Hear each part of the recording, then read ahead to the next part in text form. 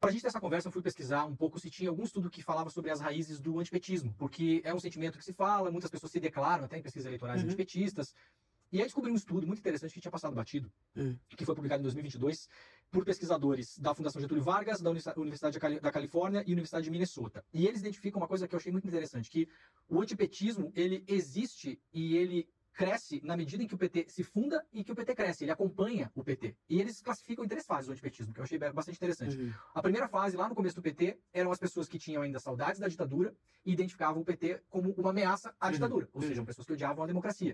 E aí as palavras que usavam contra o PT para chamar de antipetismo era por conta das greves e porque eram os baderneiros. Esse era, digamos, o antipetismo raiz, lá no começo.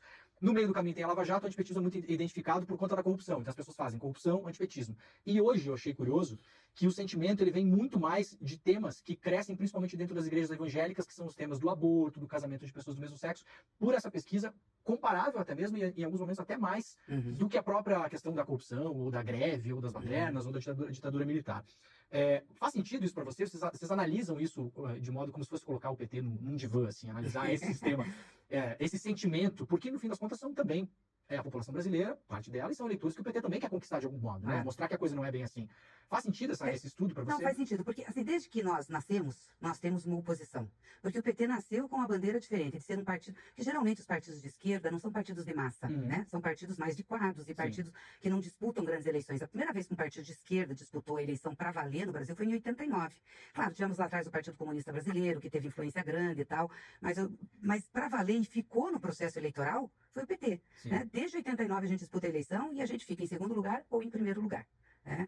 E ganhamos pela 4ª vez em partido relativamente jovem. E sempre teve uma oposição, porque a classe dominante, a elite brasileira, não queria que tivesse um partido assim. E ainda mais com um líder sindical, que nasce do movimento sindical, que nasce do movimento popular, mas também nasce dos partidos de esquerda organizados, daquelas organizações que eram até clandestinas, também vem da classe média, vem também da intelectualidade, ou seja, um partido que tem a diversidade, tem uma bagagem teórica importante.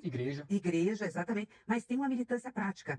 Vai para a institucionalidade disputar a eleição, mas não deixa de ter relação com os movimentos sociais e com a militância de base. É muito difícil isso. Hoje você tem dificuldades de ver partidos assim, né? Tem o PSOL, claro, tem o PCdoB, tem o PSOL, mas a maioria dos partidos opta pela institucionalidade, só pela disputa eleitoral. Então, a riqueza do PT está exatamente em fazer esse equilíbrio. E, claro, e levar um projeto de inclusão.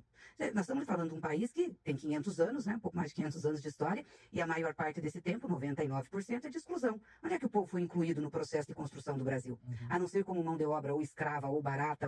Então o Partido dos Trabalhadores chega e diz assim, não, todos têm que ter direito aqui. Os trabalhadores têm que ter direito, as mulheres têm que ter direito, as pessoas têm que ter renda, não dá para crescer primeiro o bolo para depois repartir, a gente tem que crescer e repartir, o orçamento público tem que ser do povo, não pode ser só de uma elite, e isso mexeu muito. Isso assusta por quê exatamente? Assusta porque nós não fazemos a defesa só da pauta da elite, né? Das grandes desonerações para quem tem dinheiro, né? De colocar o Estado para financiar só quem tem dinheiro. Não.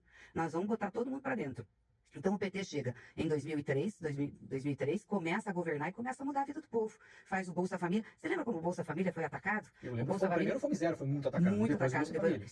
Inclusive por pessoas de esquerda. De esquerda, exatamente. Tinha o preconceito da esquerda e tinha da direita. Não, vocês estão dando...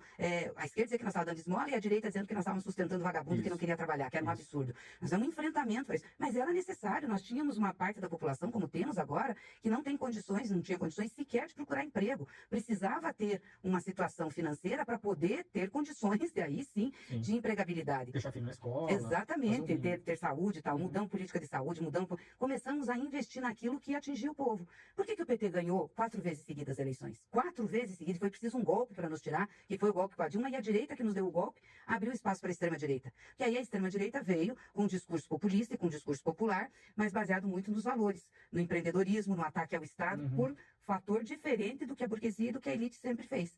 Aí polarizou a sociedade, ainda nos acusa de polarização. Então sempre vai ter uma parcela, que é essa parcela ligada à elite, ligada à direita, que vai ser contra o PT. E nós enfrentamos fake news desde o início, tá?